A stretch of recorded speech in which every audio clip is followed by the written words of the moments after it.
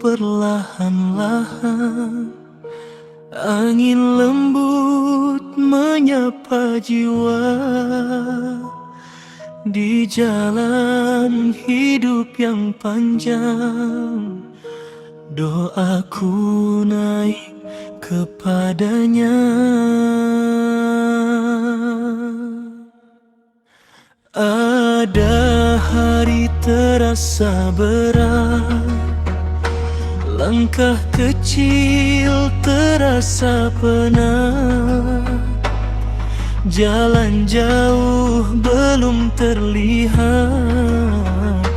namun hati masih berharap. Dalam sempit aku berdoa, dalam sunyi aku meminta. Jika bukan hari bahagia, cukuplah Tuhan beri tenang. Doa di perjalanan ini, Tuhan dengarlah ratapku. Jika langkah terasa berat, pimpinlah aku menuju jalanmu. Doa di perjalanan ini, ku titip harap padamu. Jika rezeki belum tiba, cukuplah engkau bersamaku.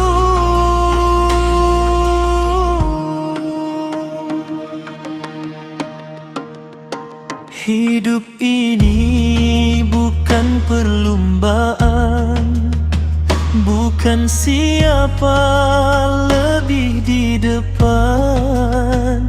Kita cuma musafir jalanan, mencari reda sepanjang jalan. Jika rezeki datang perlahan,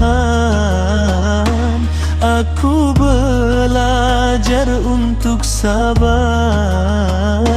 tak ingin menyusahkan sesiapa. Cukuplah hidup dalam sedar. Jika hari terasa gelap, jika langkah hampir terhenti, ku tahu Tuhan mendengar doaku, titip sentiasa di hati. Walau dunia terasa sempit, harapan tetap ku genggam, kerana setiap titik sabar ada rahmat menunggu di depan. Doa di perjalanan ini, doa di perjalanan ini.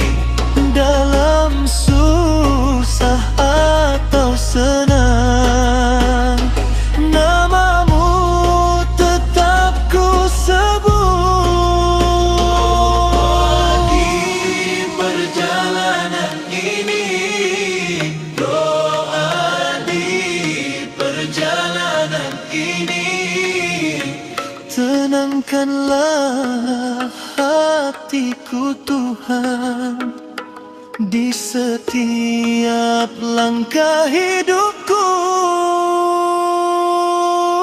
Jika lagu ini didengar saat hatimu terasa berat, biarlah ia menjadi doa yang tembus